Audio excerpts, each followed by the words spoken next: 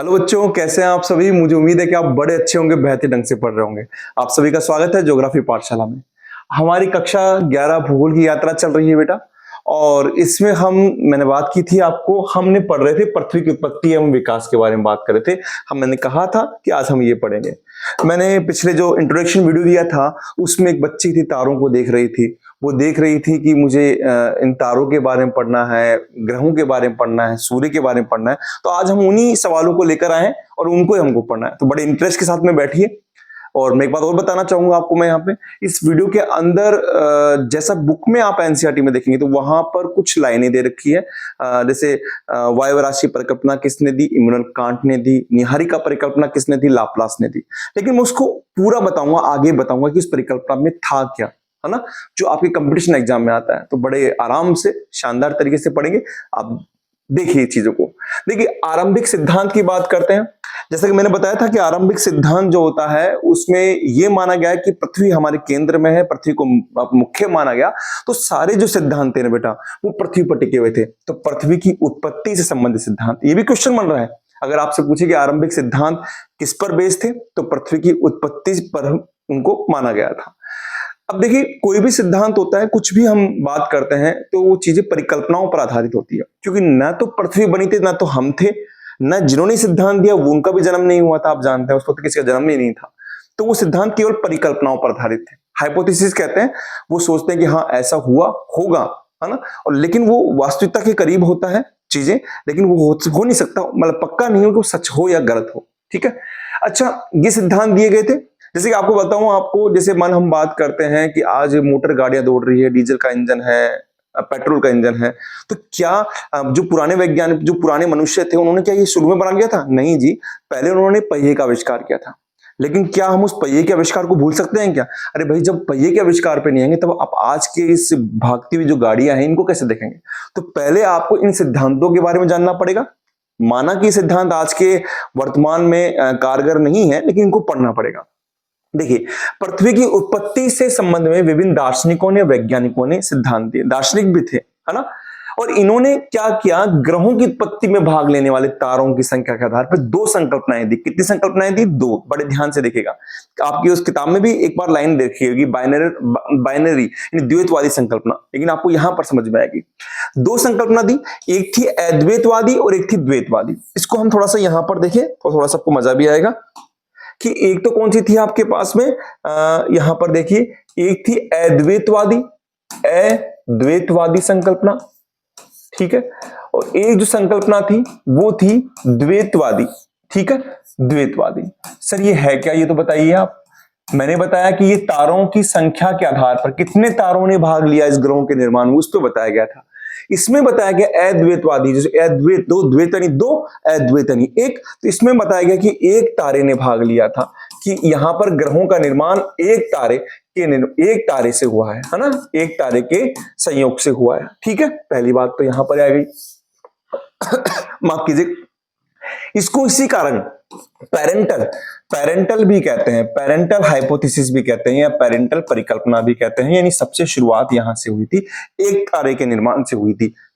द्वैतवादी के अंदर माना गया कि सूर्य या फिर एक तारा या फिर दो तारों के संयोग से इस परिकल्पना का जन्म हुआ। यहां पर एक तारे वाली जो बात करते हैं, यहां पर कुछ विद्वानों के नाम आते हैं। देखो आप ध्यान समझना, 1749 में बेटा जी यहां पर एक विद्वान थे जिनका नाम है कास्ते द बफन। आपकी किताब में नहीं है, लेकिन आप इसको आगे पढ़ेंगे तो समझ में आएगा। इन्होंने अपनी विचारधारा दी सबसे पहले, लेकिन कोई खास नहीं थी, इसलिए इसके बारे में हम ज्यादा नहीं पढ़ते हैं। 1755 में यहां पर जर्मनी के एक दार्शनिक थे, जर्मनी के क्या थे, दार्शनिक थे। इन्होंने, जिनका नाम था कांट महोदय, इन्होंने एक विचारधारा दी जो भी एक तारे पर आधारित थी, और उसके बारे में बड़े विस्तार से बताया। और उस विचारधारा का नाम है वाह्य राशि परिकल्पना। वाह्य राशि परिकल्पना, कहीं पर इसको निहारिका परिकल्पना भी कह देते हैं। 1796 के अंदर फ्रांस के गणितज्ञ लाप्लास ने एक विचारधारा दी जिसको निहारिका परिकल्पना या नेबुला थ्योरी भी कहते हैं, निहारिका परिकल्पना भी कहा जाता है। ठीक है, ये सभी अद्वैतवादी संकल्पना पर आधारित थी। द्वैतवादी संकल्पना के अंदर हम पढ़ेंगे चैम्बरलिन और मोल्टन की पढ़ेंगे, कि चैम्बरलिन और मोल्टन साहब ने क्या दिया, आपके दोनों विद्वान थे, एक जेम्स जीन्स और जेफरी ने क्या दिया, हम इसके बारे में पढ़ेंगे।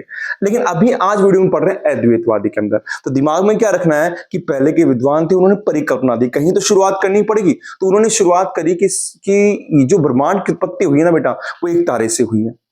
उसको एक तारा संकल्पना भी कहते हैं, अद्वैतवादी संकल्पना भी कहते हैं, इसको पेरेंटल संकल्पना भी कहते हैं। विद्वान थे हमारे पास में 1749 में कास्ते रफन, जिन्होंने सामान्य जानकारी दी। लेकिन शुरुआत करते हैं हम कांट महोदय से और लाप्लास से। ठीक है, तो क्या कहा इन्होंने, यहां पर देखिए आप, यहां पर ये हमारे कांट महोदय। हम देखो दोनों के बारे में पढ़ेंगे, इस वीडियो के अंदर यही पढ़ेंगे, कांट के बारे में और लाप्लास के बारे में। किताब में केवल एक लाइन दे रखी है कि कांट महोदय ने 1755 में एक परिकल्पना दी जो वायवराशी परिकल्पना थी, और उसमें लाप्लास ने 1796 के अंदर संशोधन किया। ठीक है, एक लाइन दे रखी है, हम इसको विस्तार से पढ़ेंगे। कांट की परिकल्पना, इसको बाह्य राशि परिकल्पना भी कहते हैं। एक बार बता दूंगा आपको, अगर एग्जाम में आ जाए कि निहारिका परिकल्पना किसने दी, और ऑप्शन में कांट भी आ जाए और लाप्लास भी आ जाए, तो आपको यहां पर लाप्लास ही करना है, क्योंकि लाप्लास नहीं दी है। लेकिन खाली कांट आ जाए तो कांट करनी है। वैसे कांट ने क्या दी है, बाह्य राशि परिकल्पना दी है, ये याद रखना पड़ेगा। कौन सी दी है, बाह्य राशि परिकल्पना। अब देखो ये जर्मनी के थे और 1755 में थे, दार्शनिक थे। कौन थे, दार्शनिक थे। इन्होंने कहा कि भाई मेरा जो सिद्धांत है ना, मैं उस सिद्धांत में क्या करूंगा, ये सिद्धांत गणितीय नियमों पर आधारित है, तो ये गुरुत्वाकर्षण के नियम पर, यानी न्यूटन के गुरुत्वाकर्षण के नियम पर आधारित होगा। समझ रहे हैं आप। और इन्होंने एक परिकल्पना प्रस्तुत करी। परिकल्पना जब प्रस्तुत करेगा तो आदमी कुछ ने तो शुरुआत करेगा। उन्होंने माना कि ये मेरा पूरा ब्रह्मांड है, ये ब्रह्मांड दिख रहा है आपको, पूरा ब्लैक बोर्ड देख लीजिए आप। इस ब्लैक बोर्ड पर, इस ब्रह्मांड में, जैसे यहां पर इस छोटे से ब्रह्मांड की बात करते हैं हम, इस ब्रह्मांड में कुछ पदार्थ है, जैसे ये पदार्थ हो गए, ये पदार्थ है, ये पदार्थ है, ये पदार्थ है। समझ रहे हैं आप। इन पदार्थों को कहा कि ये पदार्थ कौन से थे, ये देव निर्मित आदि पदार्थ थे, भगवान ने बनाए थे भैया। ये देव निर्मित आद्य, आद्य का मतलब होता है पुराने पदार्थ थे। चल रहे हैं आप, समझ रहे हैं आप। यहां पर ये देव निर्मित आदि पदार्थ कैसे थे, ये शुरुआत में गतिहीन थे, कोई गति नहीं थी इनमें। ये ठोस भी थे सर, ठोस भी थे, ओके जी, और ये शीतल भी थे। अच्छा, ठोस भी थे, गतिहीन थे, शीतल थे। फिर क्या हुआ, अब इन्होंने अपनी आगे की परिकल्पना में क्या दिया, आप समझ रहे हैं मेरी बात को, बड़े ध्यान से समझिएगा, आपको समझ में जरूर आएगी, बिल्कुल, है ना। इन्होंने आगे क्या कहा कि इन कणों के मध्य, जो आदि कण थे, इनके मध्य टकराहट होने लगी। आकर्षण बल होने के कारण इनमें क्या होनी, टकराहट होने लगी, टकराने लगी। जब ये कण आपस में टकराने लगते हैं ना बेटा, ये कण, जब ये कण यानी कणों के आपसी टकराहट के कारण, कौन सी टकराहट के कारण, आपसी टकराहट के कारण क्या हुआ, इनमें दो काम हुए। क्या काम हुए, एक तो इनमें ताप में वृद्धि हुई, किसमें वृद्धि हुई, ताप में वृद्धि हुई, और एक इनमें गति उत्पन्न होने लगी। जो गतिहीन थे ना, वो गति उत्पन्न होने लगी, परिभ्रमण गति। गति भी कौन सी, परिभ्रमण, यानी ये घूमने लग गए, है ना, अपने चारों ओर घूमने लग गए। ठीक है, आगे क्या कहते हैं लाप्लास महोदय कि ये ठोस आदिकण थे, आदिकण थे, ठोस भी लिखा मैंने। जब ये गर्म थे, ये जो आदिकण थे, जब ताप में वृद्धि हुई, ताप में वृद्धि होने के कारण ये जो कण थे, ये वाह्य, है ना, ये वाह्य पदार्थ यानी निहारिका में बदल गए। किस में बदल गए, निहारिका में बदल गए। और निहारिका क्या होती है, एक तरीके से ये गैस के बादल होते हैं। ये क्या होते हैं, गैस के बादल होते हैं। तो जब ये ठोस थे ना बेटा, जब गर्म हुए तो गैस के बादल में बदल गए। अच्छा जी सर, बिल्कुल है।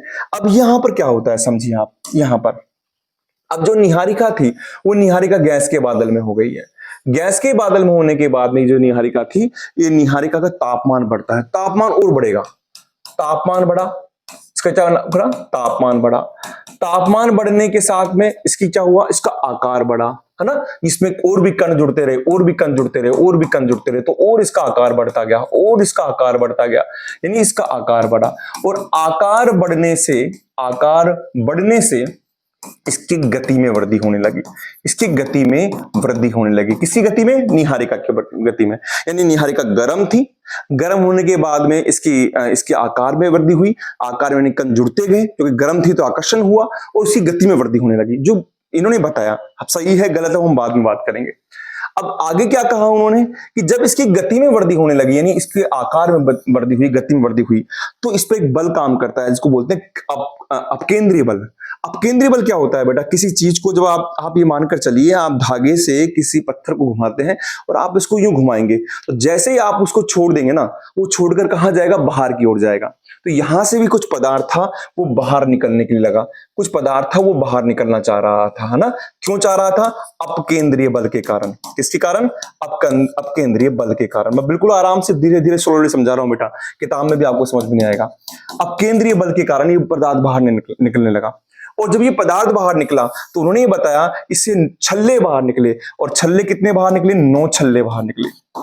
और ये छल्ले बाहर निकले, धीरे धीरे इनके भी पदार्थ आकर्षण के कारण आगे आने लगा, और धीरे धीरे ये ग्रहों, ये पिंडों का निर्माण कर लिया, और ये 9 क्या बन गए? ये 9 ग्रह बन गए। और जो बच गया, यानी जो अवशिष्ट निहारिका थी, जो बच गई अवशिष्ट निहारिका थी, वही क्या बन गई? वो हमारा सूर्य बन गई।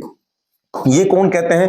ये कांट महोदय कहते हैं कि तो कितनी अच्छी परिकल्पना दी इन्होंने, कितना अच्छा सोचा है इन्होंने कि वो अवशिष्ट निहारिका क्या बन गई?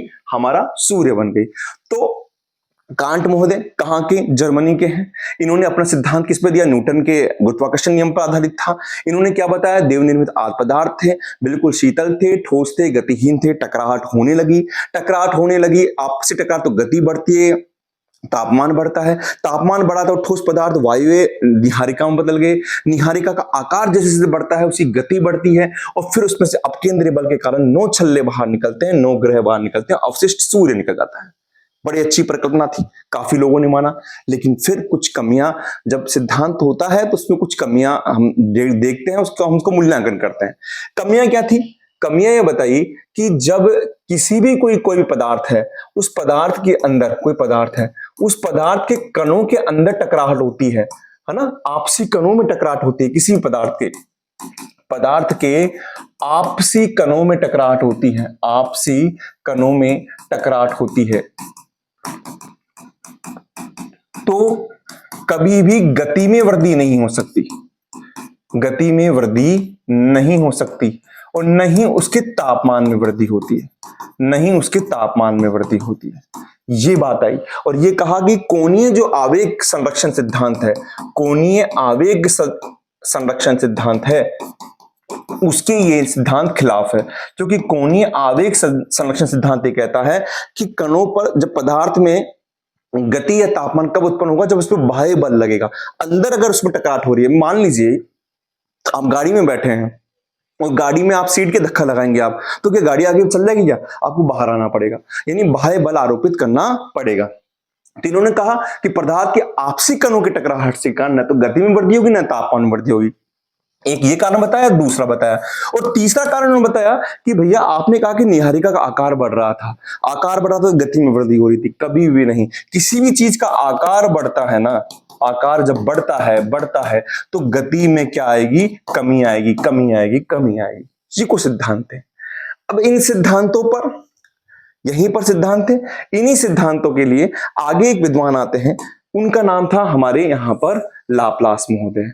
लाप्लास महोदय फ्रांस के थे, गणितज्ञ थे, ये भी याद करना है आपको। वो जर्मनी के थे और दार्शनिक थे। इन्होंने एक परिकल्पना दी, और उन्होंने क्या किया? केवल लाप्लास जो कांट ने परिकल्पना दी उसमें क्या किया? संशोधन किया, और संशोधन करने के कारण इस परिकल्पना को क्या कहा जाता है? निहारिका परिकल्पना कहा जाता है, निहारिका परिकल्पना कहा जाता है। ठीक है, अब ये निहारिका परिकल्पना क्या कहा? पहली बात है किस किताब में दी गई? ये दी गई exposition of the world system, एक किताब में दी गई है ये परिकल्पना 1796 में। इन्होंने क्या कहा समझिए आप, बिल्कुल आराम से समझेंगे। पहले तो आप ध्यान से देख लीजिए, ये हमारे लाप्लास महोदय ये क्या कह रहे हैं, और ये बताइए ये कौन सी थ्योरी है? हम अद्वैतवादी संकल्पना पढ़ रहे हैं, केवल अद्वैतवादी, है ना। द्वैतवादी की बात हम नेक्स्ट वीडियो में करेंगे। इन्होंने क्या कहा समझिए, इन्होंने कहा, इन्होंने सोचा कि भाई कांट का जो सिद्धांत था उसमें 3 समस्या आ रही थी। पहली समस्या तो क्या आ रही थी? इन्होंने माना कि भैया गति में वृद्धि, मतलब कणों के टकरार से गति में वृद्धि नहीं हो सकती, गति में वृद्धि नहीं हो सकती, बिल्कुल मान लिया सर। ताप में वृद्धि नहीं हो सकती, ताप में वृद्धि नहीं हो सकती। और तीसरा, आकार बढ़ेगा, आकार बढ़ेगा तो क्या होगा? गति कम होगी, है ना, तो गति में वृद्धि नहीं हो सकती। तो इन्होंने कहा चलो एक झंझटी अपन निकाल देते हैं। इन्होंने शुरुआत कहां से करी? इन्होंने शुरुआत करी कि प्रारंभ में ब्रह्मांड में प्रारंभ में जो ब्रह्मांड है वहां पर इन्होंने क्या मान लिया, एक तप्त गतिशील निहारिका थी। आप समझिएगा आप, इन्होंने तीनों, यानी इन्होंने जो गति वाली बात थी वो भी यहां सोल्व कर दी, ताप वाली बात थी वो भी सोल्व कर दी। सोल्व का मतलब उन जो क्वेश्चनों को वहीं से निकाल दिया। परिकल्पना तो दे रहे हैं यहाँ पे, अब सही हो गलत हो पता नहीं। इन्होंने पहले कह दिया कि एक निहारिका थी जो पहले से गतिशील थी, एक निहारिका थी जो क्या थी, पहले से ही गतिशील थी, मध्य के अंदर इसे मान लीजिए यहां पर, और पहले से ही क्या गर्म थी। ठीक है, चलिए ठीक है। आगे क्या कहते हैं कि निहारिका धीरे धीरे क्या होती है, ठंडी होती। गर्म थी ना, तो धीरे धीरे क्या होती है, ठंडी होती है। और ठंडी होने के कारण क्या करेगी, ये सिकुड़ती है।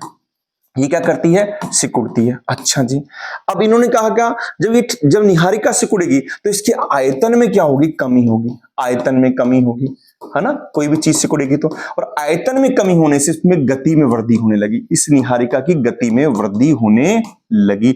अब इन्होंने तीसरी समस्या को भी सोल्व कर दिया, क्योंकि तीसरी समस्या क्या थी उनकी, आकार बढ़ेगा और गति भी बढ़ा रहे थे। लेकिन यहां देखो आप, आकार कम हो रहा है, आयतन में कमी हो रही है, तो गति में वृद्धि हो रही है। तीसरी समस्या भी इन्होंने सोल्व कर दी। पहली बात, निहारिका गर्म थी, निहारिका गतिशील थी। अब निहारिका गर्म है तो धीरे ठंडी होगी, ठंडी होगी तो सिकुड़ेगी, सिकुड़ेगी तो आयतन में कमी होगी और उसमें गति में वृद्धि होगी। आगे क्या कहते हैं समझिए आप, आगे आप देखिए, बड़ी शानदार चीज है इसमें। इन्होंने कहा कि जो निहारिका थी ना, बेटा मैं तो आपको बिल्कुल सामान्य शब्दों में समझाऊंगा, है ना, आपको समझना है चीजों को, क्योंकि फैक्ट्स के आंसर है, इस पर सीधे सीधे आंसर आते हैं। निहारिका जो यहां पर जो आपके पास में गर्म थी ना, तो धीरे धीरे सिकुड़ती है। और जब कोई चीज सिकुड़ती है तो बाहर से ठंडी होती है। तो हुआ क्या, निहारिका का जो बाहरी भाग था वो तो ठंडा होने लगा, भीतरी भाग कम ठंडा होने लगा। तो बाहरी भाग भीतरी जो भाग से संपर्क को बना नहीं रखा, क्योंकि भीतरी भाग तो गर्म है और बाहरी भाग सिकुड़ने लग रहा है। तो बाहरी भाग जो था वो क्या हुआ, अपसारी, यानी कौन से बल के कारण, आपके अपकेंद्रीय बल के कारण बाहर निकलने लग गया।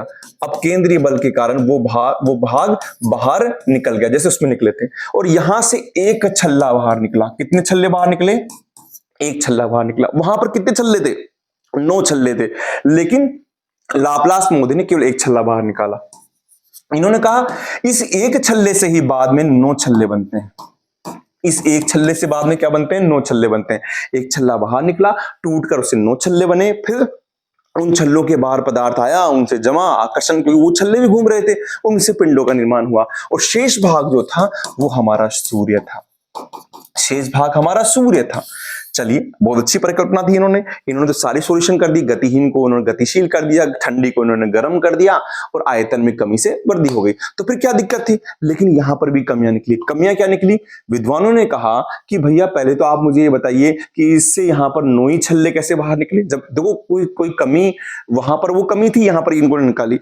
और अच्छा, छल्ले बाहर निकले तो अब बाद में भी क्यों नहीं निकले, 9 के बाद 10 भी निकलते रहते। फिर निहारिका में कोई ऐसा कोई चीज रहती जो अभी तक यहां पर कोई ऐसा गर्त रहता, खड्डा रहता जहां छल्ले निकले हो।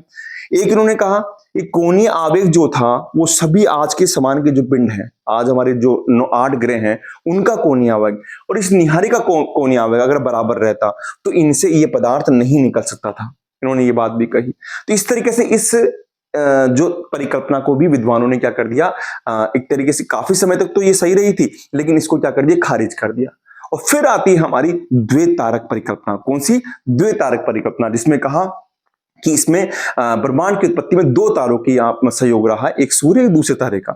वो हम अगले वीडियो में पढ़ेंगे। मुझे उम्मीद है कि बेटा आपको ये बिल्कुल समझ में आया होगा। यहाँ से अच्छे क्वेश्चंस बनते हैं, और आप अगर आप कंपटीशन एग्जाम का परीक्षा देंगे तो वहां पर आपको बड़ा मजा आएगा।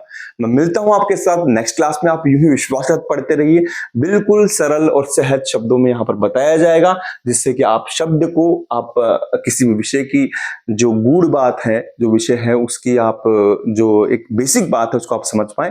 मैं मिलता हूं नेक्स्ट क्लास में इसी जोश के साथ में।